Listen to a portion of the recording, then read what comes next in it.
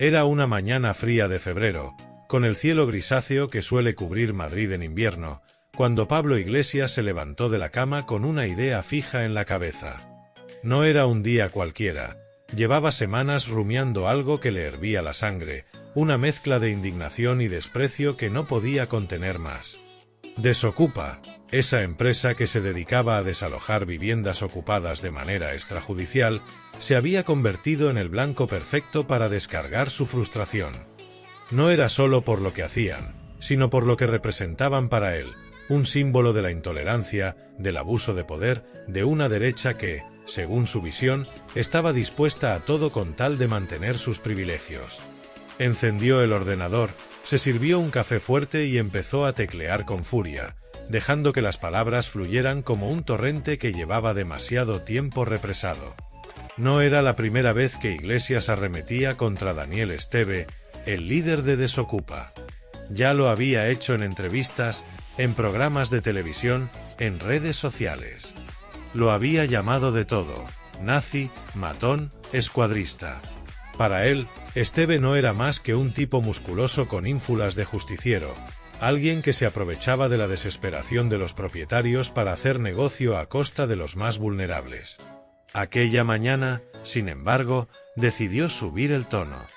En un vídeo que grabó desde su despacho, con el rostro serio y la voz cargada de sarcasmo, soltó una retahíla de insultos que no dejó indiferente a nadie. Esteve y su banda de matones no son más que una pandilla de fascistas que se drogan para inflarse los músculos y luego van por ahí intimidando a la gente pobre, dijo, mirando directamente a la cámara. Son el brazo armado de una derecha que no tiene escrúpulos, y lo peor es que hay medios que les dan altavoz como si fueran héroes. Esto es una vergüenza para cualquier democracia. El vídeo se subió a las redes sociales, como era de esperar, se viralizó en cuestión de horas. Los seguidores de Iglesias aplaudieron su valentía, su capacidad para decir las cosas como son, mientras que sus detractores lo acusaron de exagerar, de demonizar a una empresa que, según ellos, simplemente ofrecía una solución a un problema real. Pero más allá de las reacciones habituales, había alguien que no estaba dispuesto a dejar pasar el ataque sin responder. Daniel Esteve, desde su oficina en algún lugar de Madrid, vio el vídeo mientras desayunaba un batido de proteínas. Sus ojos se entrecerraron y una mueca de desprecio se dibujó en su rostro. «Este tío no sabe con quién se está metiendo», murmuró para sí mismo, dejando el vaso sobre la mesa con un golpe seco. Esteve no era de los que se quedaban callados. Había construido Desocupa desde cero, con una mezcla de astucia, fuerza bruta y una imagen pública que oscilaba entre el héroe popular y el villano mediático. Sabía que Iglesias lo odiaba y en cierto modo le divertía. Pero esta vez, las palabras del exvicepresidente habían cruzado una línea. No se trataba solo de insultos, era un ataque directo a su negocio, a su reputación, a todo lo que había levantado con años de esfuerzo. Si quiere guerra, la va a tener, pensó, mientras empezaba a planear su siguiente movimiento. No iba a responder con un simple tuit o un vídeo improvisado. Esta vez, iba a ir más allá. Iba a encontrar algo, lo que fuera, que dejara a Iglesias en ridículo y le hiciera tragarse sus palabras. Mientras tanto, en las redes sociales, el enfrentamiento empezaba a tomar forma de espectáculo. Los hashtags #Iglesias versus Desocupa y #Dani responde se colaron entre los temas más comentados del día. Los memes no tardaron en aparecer. Algunos mostraban a Iglesias como un predicador enfurecido, otros a Esteve como un matón de película de acción. La polarización, como siempre, dividió a los usuarios en dos bandos irreconciliables. Por un lado, quienes veían en Iglesias a un defensor de los desfavorecidos, alguien que no tenía miedo de plantar cara a los poderosos. Por otro, quienes lo consideraban un demagogo oportunista, un político fracasado que buscaba relevancia a cualquier precio. Y en medio de todo eso, Daniel Esteve se frotaba las manos, consciente de que la atención pública solo podía beneficiar a su marca. Pasaron un par de días desde el vídeo de Iglesias, y la tensión no hacía más que crecer. Esteve no había respondido todavía, algo que sorprendió a más de uno. Sus seguidores esperaban una réplica inmediata, llena de bravuconadas y amenazas veladas, como solía ser su estilo. Pero él tenía otros planes. Había puesto a sus contactos a trabajar, gente que conocía de sus tiempos en el mundo del boxeo, de los gimnasios, de las calles. Quería información, algo jugoso, algo que pudiera usar contra Iglesias. No le interesaban rumores ni cotilleos baratos. Buscaba una bomba, un secreto que nadie más supiera, algo que hiciera temblar al exlíder de Podemos. Y entonces, una noche, mientras revisaba mensajes en su teléfono, llegó el dato que estaba esperando. Uno de sus contactos, un tipo que había trabajado en círculos cercanos al poder durante años, le envió un archivo encriptado. «Esto es lo que querías. Ábrelo con cuidado», decía el mensaje. Esteve frunció el ceño, intrigado. Conectó el teléfono a su ordenador, descargó el archivo y lo abrió tras introducir una contraseña que le habían facilitado. Lo que encontró dentro lo dejó boquiabierto. Eran documentos, correos electrónicos, capturas de pantalla. Todo apuntaba a una operación que, según el informante, había ocurrido años atrás, cuando Iglesias aún estaba en el gobierno. Si lo que decía el archivo era cierto, el exvicepresidente había estado involucrado en algo que contradecía por completo su imagen pública de político íntegro y defensor de los derechos sociales. Los documentos sugerían que, durante su etapa como número 2 del Ejecutivo, Iglesias había presionado para que se adjudicara un contrato millonario a una empresa vinculada a un amigo suyo de la universidad.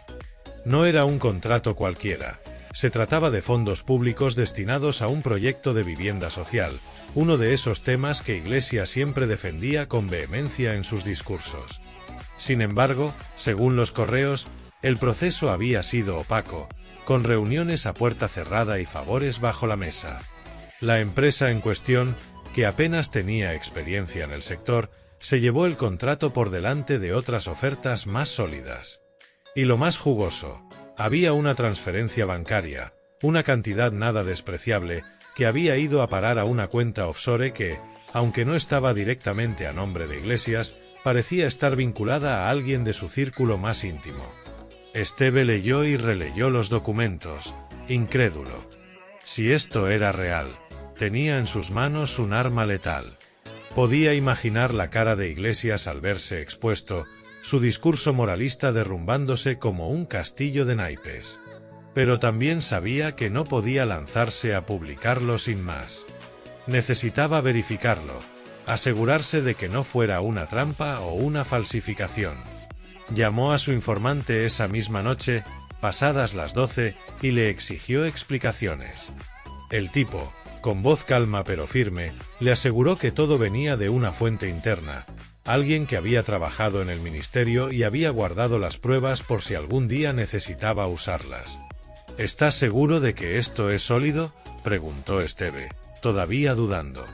Tan seguro como que el sol sale por la mañana, respondió el otro antes de colgar. A la mañana siguiente, Esteve se reunió con su abogado, un hombre de confianza que llevaba años manejando los líos legales de Desokupa. Le mostró los documentos y le pidió que los revisara con lupa. Si esto es cierto, vamos a por él. Pero si es un montaje, no quiero quedar como un idiota, le dijo, golpeando la mesa con los nudillos.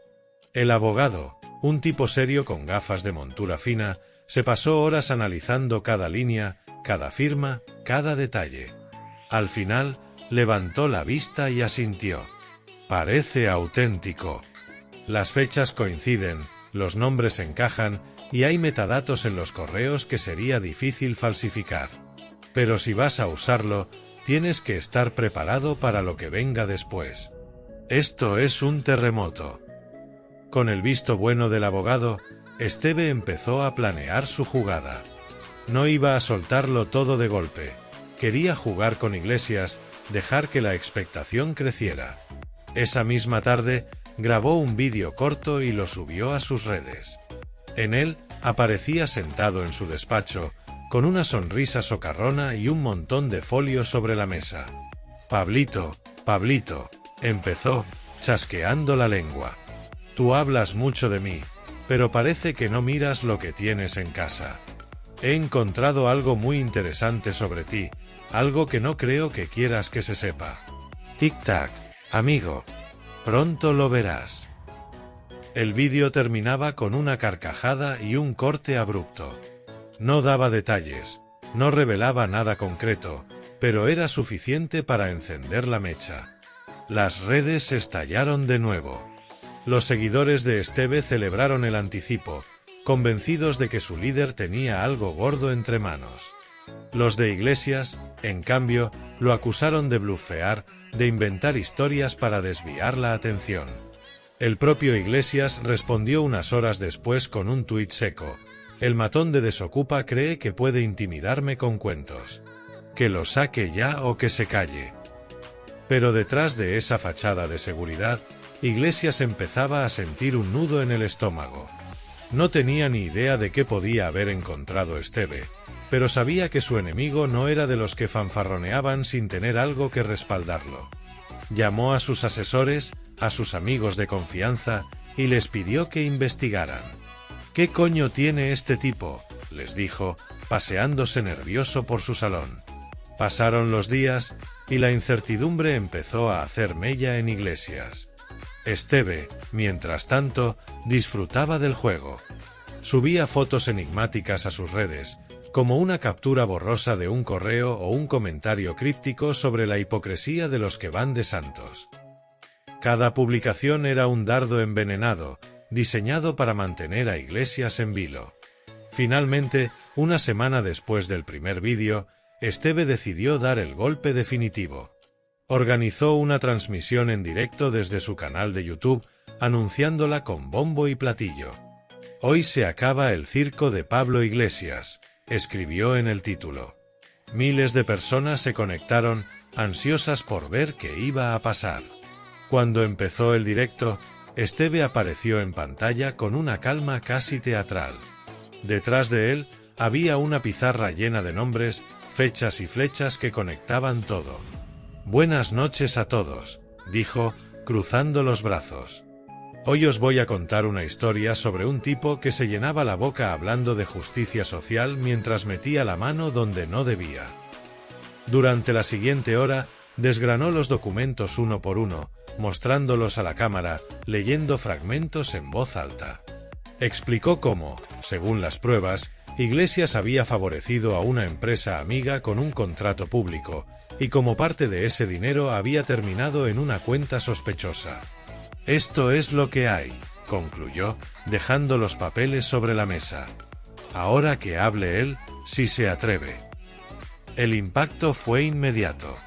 Las redes se llenaron de reacciones, desde gritos de «corrupto», hasta defensas acérrimas de Iglesias que aseguraban que todo era un montaje. Los medios de comunicación, siempre hambrientos de escándalos, se hicieron eco de la historia al instante. Algunos pidieron cautela, señalando que las pruebas no estaban verificadas por fuentes oficiales.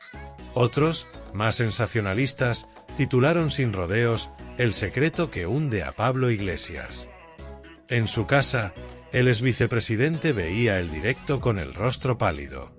Sabía que parte de lo que decía Esteve era falso o tergiversado, pero también sabía que había algo de verdad en el fondo, algo que nunca había querido que saliera a la luz. Esa noche, Iglesias no durmió. Se pasó las horas hablando con su equipo, preparando una respuesta. Al día siguiente, convocó una rueda de prensa para desmentirlo todo. «Esto es una campaña de difamación orquestada por la extrema derecha», afirmó, con tono firme pero visiblemente agotado. «Esos documentos son falsos, y lo demostraré en los tribunales». Anunció que iba a querellarse contra Esteve por calumnias, y prometió que no dejaría que un matón de gimnasio acabara con su reputación. Pero mientras hablaba, no podía evitar preguntarse cómo había llegado ese archivo a manos de su enemigo. ¿Quién lo había traicionado? ¿Qué más podía salir a la luz? Por su parte, Esteve celebraba su victoria.